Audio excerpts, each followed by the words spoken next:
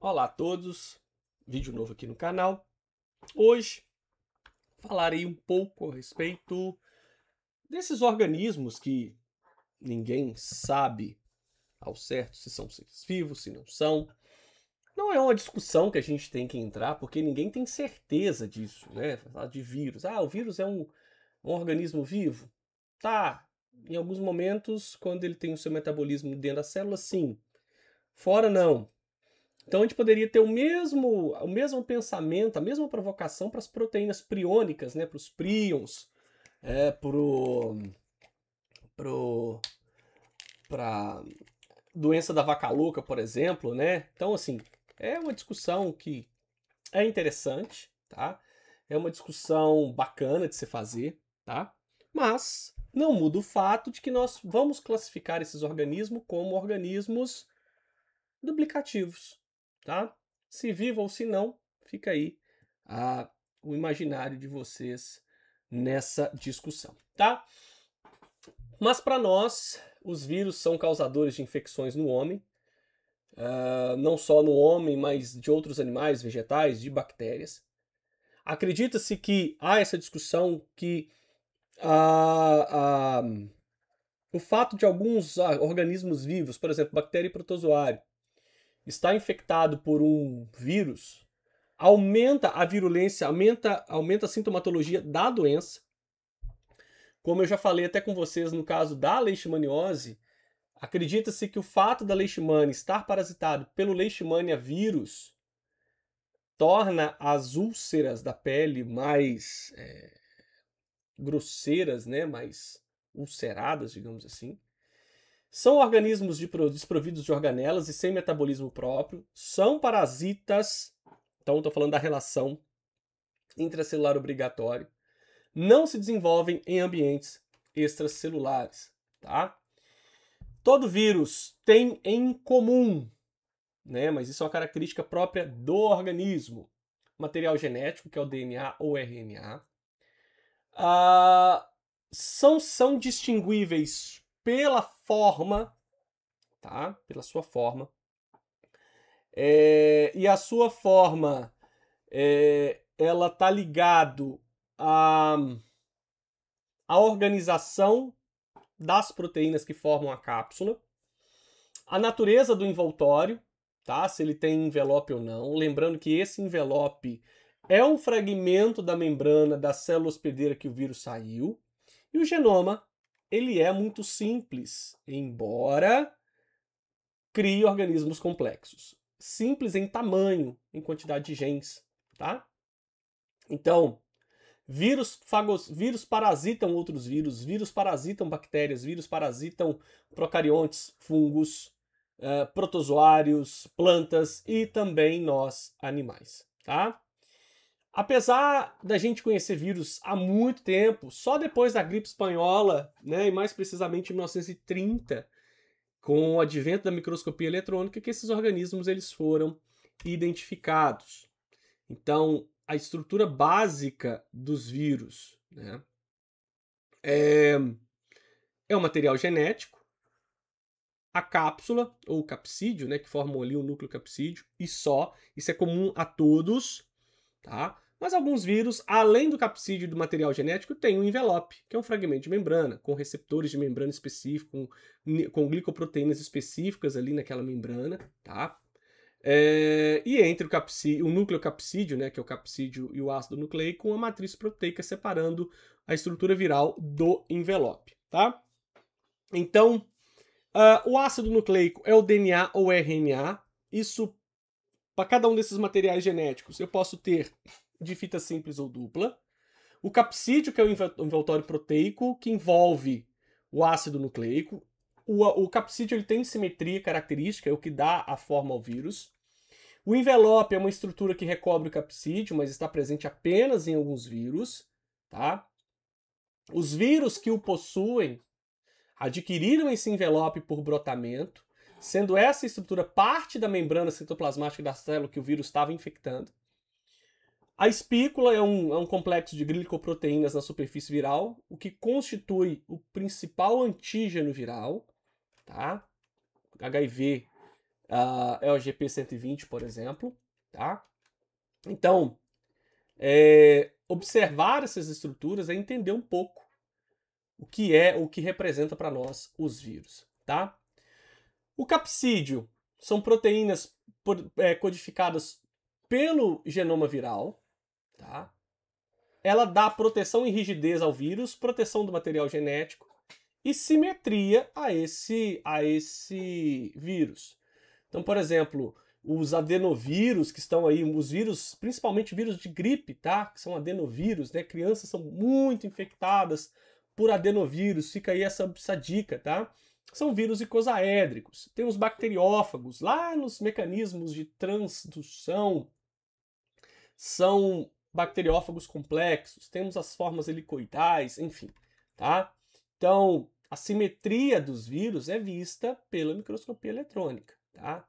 Então, cada grupo viral, e é interessante notar que, embora eles recebam um nome, Flaviviridae, Adenoviridae, eles não são classificados da mesma forma que aquela sistemática lineana, né, de Linneu, né? Então, assim, existe algumas diferenças aí nessas estruturas virais, tá? Aí o vírus icosaédrico, tá? Principalmente os adenovírus aí, o vírus da gripe, enfim, tá? Estão nesse grupo, tá? Vírus helicoidais, vírus geralmente de vegetais, tá? Tá aí, por exemplo. Mas nós temos o ebola vírus, que não criou, graças ao bom Deus, uma pandemia, né? É um vírus com alta letalidade, tá? Principalmente ali nos países africanos, que em alguns lugares os pacientes afetados pelo vírus ebola não têm acesso ao tratamento, né? Então dificulta muito a sobrevida do paciente. Os vírus complexos, tá? Principalmente no mecanismo de transdução, os bacteriófagos são estudados aqui, tá? O genoma viral, DNA ou RNA, que pode ser de fita simples ou dupla, tá?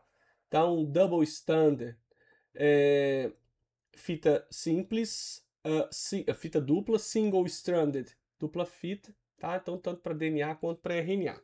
Uma observação aqui, tá? Para doença viral, existe um conceito de vírus virulento, vírus temperado, tá? Essa questão da temperança e virulência está ligado à velocidade com que o vírus replica, ele é transmitido de um hospedeiro a outro e os sintomas de uma doença, ok? Comumente se associa um vírus virulento ao RNA. Um vírus mais temperado ao DNA, porque o DNA viral vai se fundir ao DNA da célula e por mecanismos que ainda não estão bem estabelecidos, o vírus pode conjugar o seu DNA ao nosso e ele ficar sem que a nossa célula replique esse vírus. Esse é o vírus lisogênico, né? Então, a janela imunológica de uma doença está ligada a muitos desses fatores, né?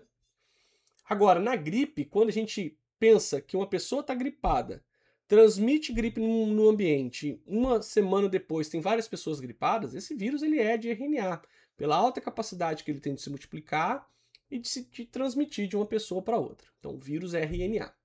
Só que no caso do vírus RNA, eu tenho um vírus cadeia positiva e cadeia negativa. O vírus RNA positivo é o RNA mensageiro pronto para formar outro vírus, tá?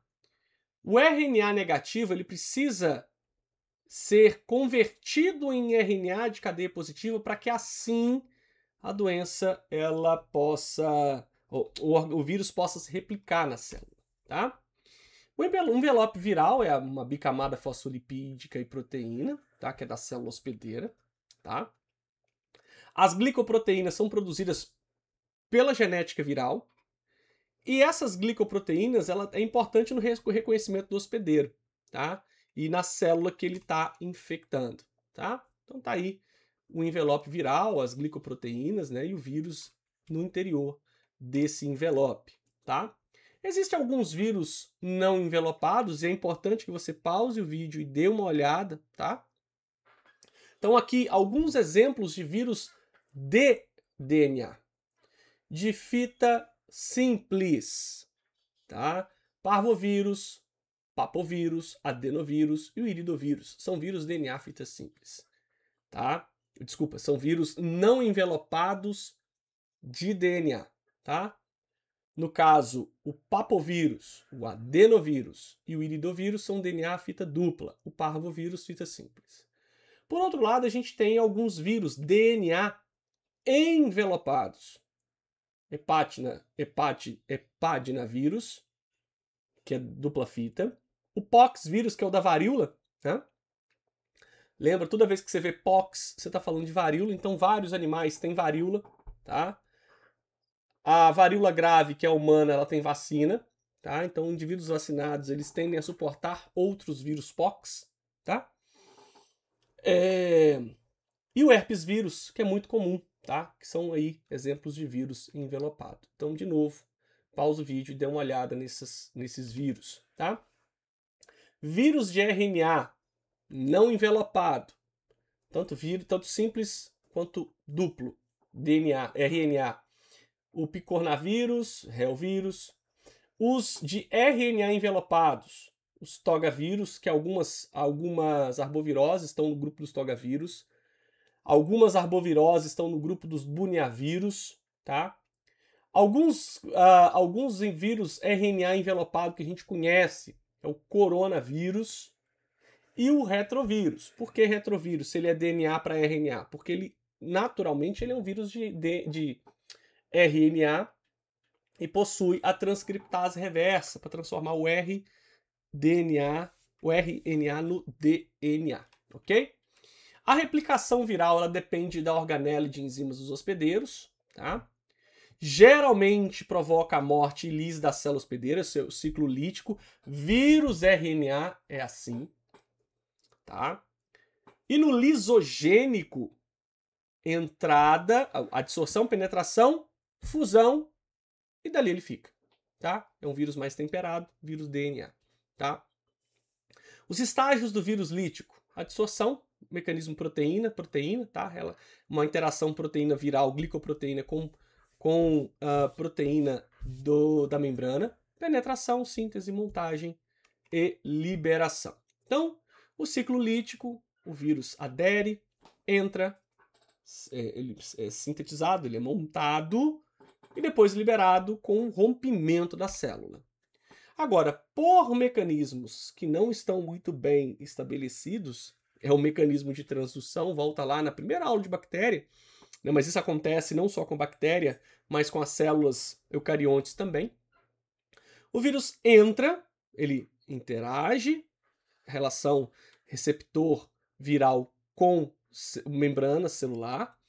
O vírus entra, o material genético do vírus se funde ao DNA da célula, a célula vai replicar, vai se multiplicar, e o vírus não é expresso, tá? Por algum mecanismo, a célula passa a expressar esse vírus, e aí esse vírus sai da lisogenia para a lise da célula, onde ele vai ser replicado, tá? A replicação dos vírus de animais é semelhante ao ciclo lítico. A diferença é que nos casos das infecções humanas, os vírus, ao saírem da célula, muitos saem por brotamento, tá? Então, essa é a diferença, porque vírus que infecta bactéria geralmente não tem envelope, tá? Já os nossos possuem, ok? A síntese. São várias estratégias que dependem do material genético e da localização do vírus. Após a síntese das partículas virais, há a montagem e a respectiva liberação, tá? Então, a maioria dos vírus de RNA se desenvolve no citoplasma. A quantidade de partículas produzidas por esses vírus é variável, então nós estamos falando da casa de milhões a bilhões. E a saída pode acontecer com ou sem lise da célula, mas comumente ocorre-se a lise, tá? A latência desses vírus em animais, né, é o que dá a condição subclínica e a janela imunológica da infecção, tá? Então eles podem permanecer dormente por anos, sem atividade, sem sintomas e sem transmissão, tá? Então muitas pessoas estão infectadas por o vírus, ele é detectado no DNA da célula, mas a pessoa não transmite esse vírus, ok? Então é uma aulinha bem rápida, não falei de doença, e sim de estrutura.